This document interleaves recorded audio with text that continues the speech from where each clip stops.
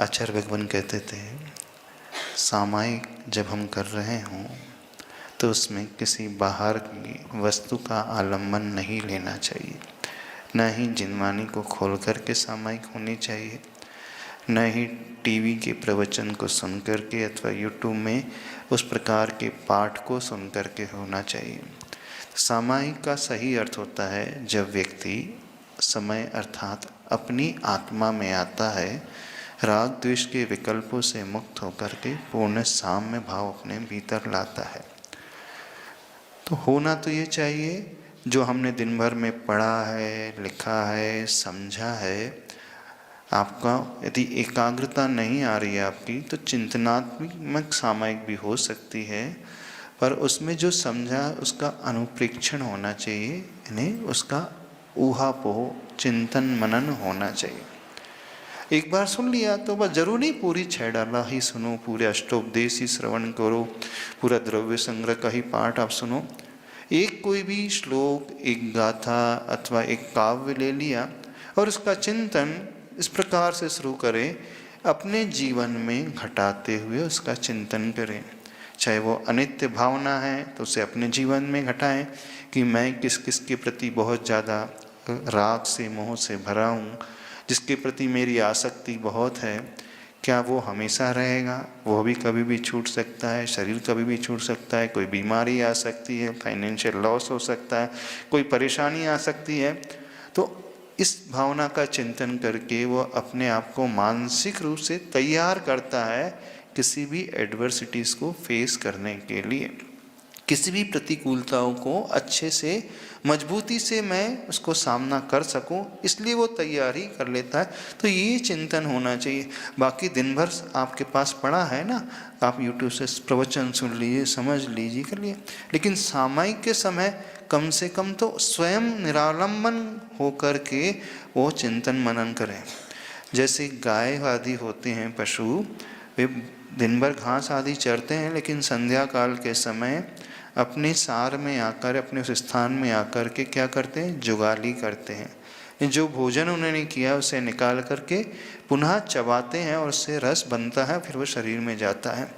तो सामायिक में चरवण जुगाली रूप चिंतन अनुप्रेक्षा के रूप में होना चाहिए, तब ये सही सार्थक सिद्ध होगा, सही सिद्ध साबित होगा, ये सामायिक मानी जाएगी। और नहीं है तो सामायिक में आप पंच नमस्कार मंत्र का आलम्बन ले सकते हैं, अरिहंत परमेष्टि के गुणों का चिंतन कर सकते हैं, 46 मूल गुण का। और नहीं, यदि आपको गुण नहीं पता है तो जिस क्षेत्र की, सिद्ध क्षेत्र की आपने वंदना की है, सम्य शिखर की एक एक टोकों का ध्यान लगाते जाओ। कुंतुनाथ भगवान की टोक से यात्रा करते हुए पार्श्वनाथ भगवान की टोक तक पहुँचो और एक टोक में रुक कर के, बैठ कर के यह विजुलाइज करो कि हम उस टोक को नमस्कार कर रहे हैं, चरण को छू रहे हैं। ठीक उसी के ऊपर 7 राजू चंद्राकार, अर्धचंद्राकार सिद्ध शिला, वहीं तीर्थंकर भगवान की आत्मा के प्रदेश बैठे हैं और वहाँ बैठ कर के कायोसर करो, तो आपको वही पुण्य मिलेगा जैसे सम्य शिखर जी की आप वंदना कर रहे हो। तो इसमें बहुत आसानी से एक एक कायोसर, एक एक टोक में 3 प्रदक्षिणा लगा कर के करोगे तो सामायिक में शिखर जी की वंदना भी हो जाएगी और आपकी सामायिक भी हो जाएगी। जिसे कुछ भी नहीं आता है, न पंच परमेष्टि के गुणों का ज्ञान है, अरिहंत भगवान में कौन से गुण होते हैं ये भी नहीं ज्ञान है, तो इतना तो उसे अवश्य ध्यान होता है। तो आप कोई अस्थि से क्षेत्र की वंदना कर सकते हैं, अथवा कोई इष्ट प्रतिमा का आप चिंतन मनन कर सकते हैं, उस प्रतिमा का ध्यान कर सकते हैं, उन प्रतिमा के अंगों पांगों का ध्यान कर सकते हैं, अष्ट प्रातिहार का ध्यान कर सकते हैं।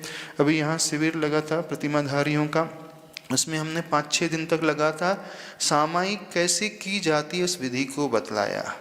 भाव सामायिक कैसी होती है, द्रव्य सामायिक कैसी होती है, प्रभु का गुणों का चिंतन कैसे किया जाता है, प्रभु के शरीर के अंगोपांग का ध्यान कैसे किया जाता है, बड़े आसान विधि हमने उसमें बतलाई है।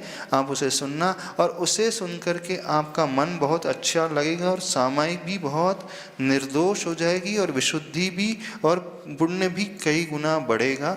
तो होना तो ये चाहिए।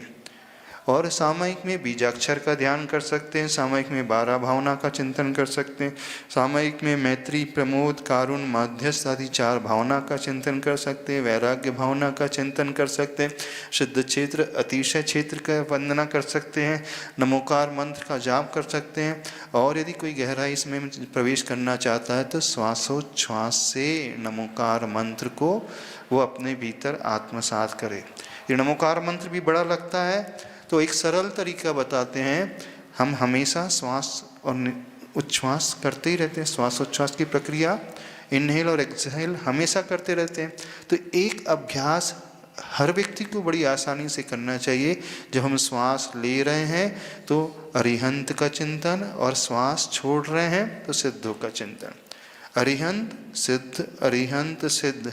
तो जो इसका अभ्यास करता चला जाएगा तो फिर उसके सबकॉन्शियस माइंड में, अवचेतन मन में अपने आप ये अरिहंत सिद्ध समाहित हो जाएंगे। क्योंकि हम श्वासों से रहित तो कभी नहीं होते, सो भी रहे तो भी श्वास लेते ही हैं। तो जो इस श्वासोच्छ्वास से अरिहंत सिद्ध को बैठा लेगा, फिर उसके अबुद्धि पूर्वक अरिहंत सिद्ध का ध्यान होता रहेगा।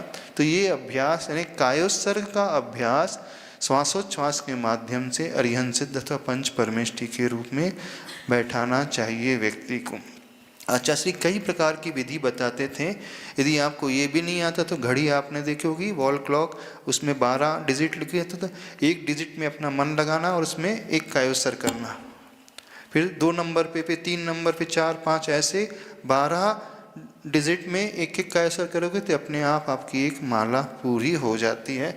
तो ऐसा भी कर सकते हैं। अथवा एक पंखुड़ी कमल के पुष्प को अपने इस ज्ञान इस केंद्र में, आज्ञा चक्र जहाँ होता है वहाँ विजुलाइज करना, देखना, और एक एक पंखुड़ी में एक एक कायोत्सर्ग करना। तो ये भी एक विधि होती है। कई प्रकार की विधियाँ होती हैं सामायिक में, उनका प्रयोग आप कर सकते हैं। कुल मिलाकर के मन अशुभ से बचना चाहिए, राग द्वेष के संकल्प विकल्प से बचना चाहिए, शुभ में लगना चाहिए। तो आपको सामायिक की विधि यदि समझना है तो जो शिविर लगा था प्रतिमाधारियों का यहाँ 1 हफ्ते का, उसमें हमने डिटेल से सामायिक की विधि एक्सप्लेन की है। उनका आप सुन लोगे तो आपको सामायिक बहुत निर्विकल्प करने का अभ्यास हो जाएगा।